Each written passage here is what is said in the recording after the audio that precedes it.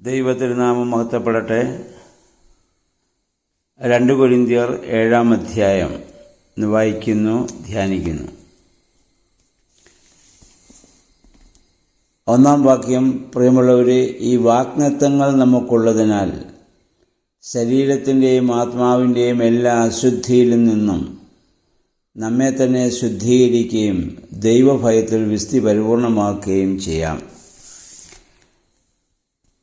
എന്താണ് ഈ വാഗ്ദാനങ്ങൾ? കഴിഞ്ഞ അധ്യായത്തിൽ നമ്മൾ കണ്ടു. 1, ദൈവത്തിൻ്റെ വലിയ കൃപ. 2, പ്രതിസന്ധികളെ ആ ദൈവികമായ കൃപ മുഖാന്തരം ഏത് പ്രതിസന്ധി ഘട്ടങ്ങളെയും തരണം ചെയ്യാനുള്ള ആ വലിയ മനോഭാവം. ആ വാഗ്ദാനങ്ങൾ നമുക്ക് ഉള്ളതുകൊണ്ട്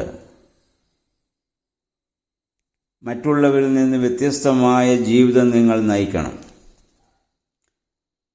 അതായത് സർവ്വവിധ മലിനതകളിൽ നിന്നും ശുദ്ധിയുള്ളവരാകണം. ദൈവത്തോടുള്ള ഭക്തി മുഖാന്തരം വിശുദ്ധി പാലിക്കുന്നവരാകണം. 2 മുതൽ 4 വരെയുള്ള വാക്യങ്ങളിൽ പ്രതികൂല സാഹചര്യങ്ങളിൽ കൊരിന്ത്യയിലെ സഭ തന്നെ സഹായിക്കുന്നതിലുള്ള കൃതജ്ഞതയോടെയുള്ള അവരെക്കുറിച്ചുള്ള സ്മരണയാണ്.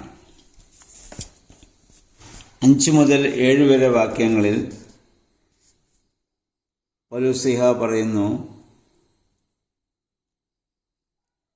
2 പ്രതിസന്ധികളാണ്.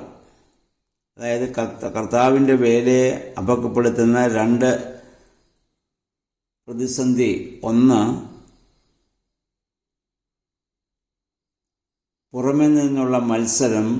2, അകമേ ഭയം. അതായത് പുറമേ നിന്നുള്ളത് അബദ്ധ ഉപദേശങ്ങളുടെ ആ പ്രചരണമാണ്. വേദവിപരീതങ്ങൾ, വിശ്വാസ വിപരീതങ്ങൾ നേരിടേണ്ടി വരുന്നു. 2ാമത്തെ പ്രശ്നം സഭയിലെ അന്തഛിദ്രങ്ങളാണ്. ആദിമസഭകളിലൊക്കെ ഏറ്റവും പ്രധാനപ്പെട്ടുണ്ടായിരുന്നത് കൂടുതലായും പുറമേ നിന്നുള്ള വിശ്വാസ വിപരീതങ്ങൾ ധാരാളം ഉണ്ടായിട്ടുണ്ട്. അതിനെ എതിർക്കുന്നതിന് വേണ്ടിയാണല്ലോ ആദിമ നൂറ്റാണ്ടുകളിൽ തന്നെ സുന്നതദോസുകൾ കൂടുകയും വിശ്വാസ പ്രഖ്യാപനങ്ങളൊക്കെ നടത്തുകയും ചെയ്തിട്ടുള്ളത്. പിന്നെ പല ജാതികളിൽപ്പെട്ട ആളുകൾ സഭയിലേക്ക് ചേരുന്നതിനാൽ അവർ തമ്മിലുള്ള പൊരുത്തക്കേട്, അവരുടെ സംസാരങ്ങളിലും സംസ്കാരങ്ങളിലും അവരുടെ ആ ഇടപെടലുകളൊക്കെ ഉണ്ടാകുന്ന വ്യത്യാസം മുഖാന്തരം പ്രശ്നങ്ങളുണ്ടായിട്ടുണ്ട്. എന്നാൽ ഇന്നത്തെ സഭയിൽ എന്താണ് പ്രശ്നം? നമ്മൾ ചിന്തിക്കേണ്ട, പുറമേ നിന്നുള്ള ശല്യം ഇപ്പം നമുക്ക് കാര്യമായിട്ട് ഇപ്പോൾ സഭയ്ക്കില്ല. എല്ലാ സഭകളും അവരുടേതായ ആ ഡോക്ട്രിൻസ്, ആ ദൈവശാസ്ത്രത്തിൽ മുന്നോട്ട് പോവുകയാണ്. ഇപ്പോൾ പുറമേ നിന്നുള്ള വലിയ ശല്യം ഇപ്പോഴില്ല. ഇപ്പോൾ പ്രശ്നം അന്തഛിദ്രമാണ്. എല്ലാ ക്രൈസ്തവ സമൂഹങ്ങളിലും ഇതുണ്ട്. പക്ഷെ നമ്മുടെ സമൂഹത്തിൽ ഇത് എത്രമാത്രം സങ്കീർണമായിരിക്കുന്നു എന്ന് നമ്മൾ ചിന്തിക്കേണ്ടതാണ്. കർത്താവ് നേരത്തെ സുവിശേഷങ്ങൾ പറഞ്ഞതുപോലെ ഒരു ഭവനം തന്നിൽ തന്നെ ഛിദ്രിക്കുന്നുവെങ്കിൽ അതിനെ നിലനിൽക്കാനാവില്ല. പിശാചു പോലും തന്നിൽ തന്നെ ഛിദ്രിക്കാൻ ആഗ്രഹിക്കുന്നില്ല. അവൻ്റെ രാജ്യത്തിൽ അവൻ ഛിദ്രിപ്പുണ്ടാക്കില്ല. അതാണ് ഇന്നും നമ്മൾ നേരിടുന്ന ഏറ്റവും വലിയ പ്രശ്നം. ഇത് തന്നെയാണ്. അത് ആ കൊരിന്ത്യ സഭയിൽ ചില അഭിപ്രായ വ്യത്യാസങ്ങളുണ്ടായപ്പോൾ പൗലോസ് അതിനെപ്പറ്റി പറയുകയാണ്. പിന്നീട് അദ്ദേഹം പറയുന്നു, കൊരിന്ത്യയിലെ സഭ വിശുദ്ധ പൗലോസിനോടും അദ്ദേഹം നൽകിയതായ ദൂതിലും ഉറച്ചു നിൽക്കുന്നുവെന്ന വിവരം തീത്തോസിൽ നിന്ന് ലഭിച്ചതിലുള്ളതായ ആത്മസന്തോഷം അദ്ദേഹം അവിടെ പ്രകടമാക്കുന്നുണ്ട്.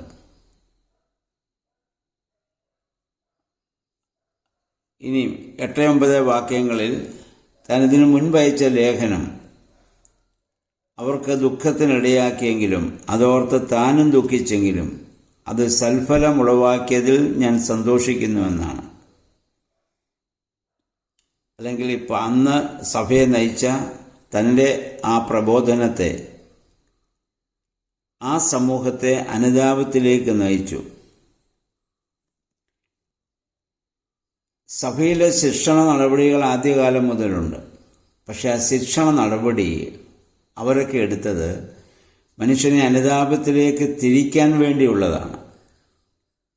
അല്ലാതെ ആളെ വേദനിപ്പിക്കുന്നതിനും അവനെ പുറന്തള്ളുന്നതിനും വേണ്ടിയിട്ടുള്ളതല്ല. എല്ലാ കാലവും സഭയുടെ ലക്ഷ്യം ഇതായിരിക്കണം.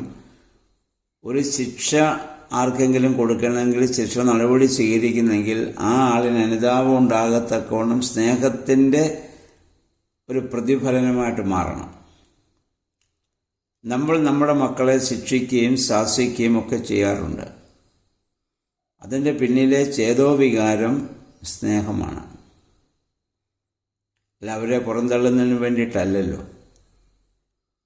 ആ ശിക്ഷ ഏറ്റുവാങ്ങുന്ന കുഞ്ഞും ശിക്ഷിക്കുന്ന മാതാപിതാക്കളും ഇത് മനസ്സിലാക്കേണ്ടതാണ്.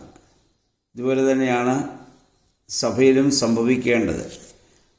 എന്നാൽ അതിൽ നിന്നൊക്കെ ഇപ്പോൾ വളരെ വ്യത്യസ്തമായി പല സംഭവങ്ങളും സഭയിലും സമൂഹങ്ങളിലൊക്കെ നമുക്കിപ്പോൾ കാണാൻ സാധിക്കുന്നുണ്ട്. അതൊന്നും ദൈവികം ആണെന്ന് നമുക്ക് പറയാനുമാവില്ല.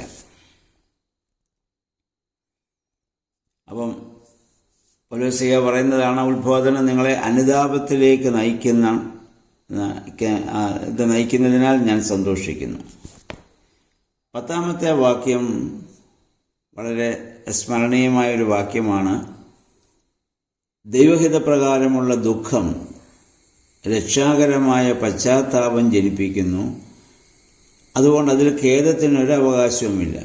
എന്നാൽ ലൗകികമായ ദുഃഖം മരണത്തിലേക്ക് നയിക്കുന്നതാണ്. അപ്പോൾ ദൈവിക കാര്യങ്ങളെക്കുറിച്ചുള്ള ദുഃഖം ഒരുവനിൽ ആഴമേറിയ അനുതാപമുണ്ടാക്കും. ഞാനങ്ങനെ പറയാൻ പാടില്ലായിരുന്നു, ഞാനങ്ങനെ ചെയ്യാൻ പാടില്ലായിരുന്നു, ആ അവസരങ്ങൾ എനിക്ക് വിനിയോഗിക്കാൻ പറ്റാതെ അങ്ങനെയുള്ളതായ ഒരു ദുഃഖം അവനിലുണ്ടാക്കും. 2, അത് അവനെ രക്ഷയിലേക്ക് നയിക്കുകയും ചെയ്യും. എന്നാൽ ലൗകികമായി നമ്മൾ അനുഭവിക്കുന്ന ദുഃഖങ്ങളുണ്ട് ഈ ഭൂമിയിലെ പല കാര്യങ്ങളിൽ നിന്നും. അത് നമ്മളെ കൊണ്ടുപോകുന്നത് നിരാശയിലേക്കാണ്. അമിതമായ നിരാശ മനുഷ്യനെ മരണത്തിലേക്ക് നയിക്കുന്നതാണ്. അപ്പം ദൈവികമായ കാര്യങ്ങളിൽ ആത്മസംബന്ധമായി ഉണ്ടായിരുന്ന ദുഃഖം അത് ഭാഗ്യം. അതായത് യേശു പറഞ്ഞ ആത്മാവിൽ ദരിദ്രരായവർ ഭാഗ്യവാന്മാർ, സ്വർഗരാജ്യം അവർക്ക് ലഭിക്കും എന്ന് പറഞ്ഞത് അതുകൊണ്ടാണ്. കാരണം ആത്മദാഹമുള്ള നമുക്ക് ആത്മാവിൽ ദരിദ്രൻ എന്ന് പറയാൻ നമുക്ക് ദാരിദ്ര്യമുണ്ടാകുമ്പോൾ സമൃദ്ധിക്ക് വേണ്ടിയാണ് അധ്വാനിക്കുകയും പ്രാർത്ഥിക്കുകയും പ്രവർത്തിക്കുകയും ആഗ്രഹിക്കുകയും ഒക്കെ ചെയ്യുന്നത്. ആ ആത്മദാഹം നമ്മളുണ്ടാവും,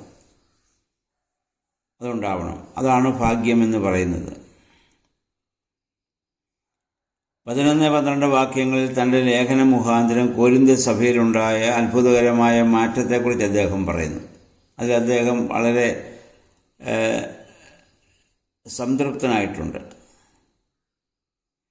13-16 വാക്യങ്ങൾ അദ്ദേഹം പറയുന്നു, അവരെ ശാസിച്ചുകൊണ്ട് അയച്ച ലേഖനം കൊണ്ട് ചെന്ന തീത്തോസിനോടുള്ള അവരുടെ ആ വലിയ സ്നേഹവും ഭക്തിനിർഭരമായ പെരുമാറ്റവും, അതിനെപ്പറ്റി പൗലോസ്ലീഹ അവരെ ശ്ലാഘിക്കുകയാണ്. അവരിൽ പൂർണ്ണമായ വിശ്വാസം അർപ്പിക്കത്തക്കവണ്ണം അവർ സ്ഥിരതയുള്ളവരാകയാൽ വാത്സല്യപൂർവമായ സന്തോഷം പൗലോസ്ലീഹ അവരെ അറിയിക്കുകയാണ്.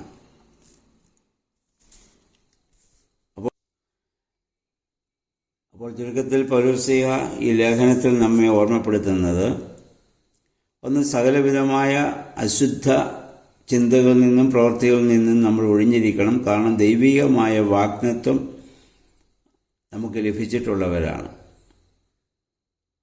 പിന്നെ നമുക്കിന്ന് പുറമേ ഉള്ളതിൽ നിന്ന് വ്യത്യസ്തമായ അന്തഛിദ്രങ്ങളെ ഒഴിവാക്കുവാൻ നമ്മൾ പ്രത്യേകമായി ശ്രദ്ധിക്കണം. നമ്മുടെ വാക്കുകളും നമ്മുടെ ചിന്തകളും നമ്മുടെ പ്രവൃത്തികളും സമാധാനപരമായിരിക്കണം. അത് മറ്റുള്ളവരിൽ സമാധാനം ഉണ്ടാക്കുവാനുള്ള പ്രേരണ നൽകുന്ന രീതിയിലായിരിക്കണം. അതുകൊണ്ട് പിന്നീട് ദൈവിക കാര്യങ്ങളെക്കുറിച്ചുള്ള ദുഃഖം നമുക്ക് അനുഗ്രഹമാണ്. എന്നാൽ മാനുഷിക രീതിയിലുണ്ടാകുന്ന ദുഃഖമാണ് നമ്മളെ വലിയ നിരാശയിലേക്ക് കൊണ്ടുപോകുന്നത്. ഒരു ദിവസം പ്രാർത്ഥിക്കാൻ സാധിച്ചില്ലെങ്കിൽ അന്നൊരു ദുഃഖമുണ്ടാകണം. വേദപുസ്തകം വായിക്കാൻ സാധിച്ചില്ലെങ്കിൽ ദുഃഖമുണ്ടാകണം. ആരാധനയ്ക്ക് പോകാൻ സാധിച്ചില്ലെങ്കിൽ ദുഃഖമുണ്ടാകണം. അത് ആത്മീയ കാര്യങ്ങൾ ഉണ്ടാകുന്ന ദുഃഖമാണ്. ആ ദുഃഖം വലിയ അനുഗ്രഹമാണ്. എന്നാൽ ലൗകികമായ പല കാര്യങ്ങൾ നമുക്ക് ലഭിക്കാതെ പോകുമ്പോഴും ജീവിത പ്രതിസന്ധികളെ തരണം ചെയ്യേണ്ടി വരുമ്പോഴും നമുക്ക് വലിയ നിരാശയും ദുഃഖത്തിലേക്കും, അത് ശാരീരികമായി നമുക്കുണ്ടാകുന്ന ദുഃഖമാണ്. അത് നമ്മുടെ ശരീരത്തെ ക്ഷയിപ്പിക്കുന്നതാണ്. അപ്പം അതുകൊണ്ട് ആ ആന്തരികമായ ശക്തിയോടുകൂടി പരിശുദ്ധാത്മ ആ ദാനത്തിൻ്റെ ആ വലിയ നിറവിൽ ആന്തരികമായ ഒരു വലിയ അനുഭവത്തോടെ ജീവിക്കുവാൻ പരിശുദ്ധാത്മാവെ ശക്തീകരിക്കണമേ നമുക്ക് പ്രാർത്ഥിക്കാം. ഇന്നത്തെ വേദവായനയും ധ്യാനങ്ങളും അതിന് നമ്മെ സഹായിക്കട്ടെ.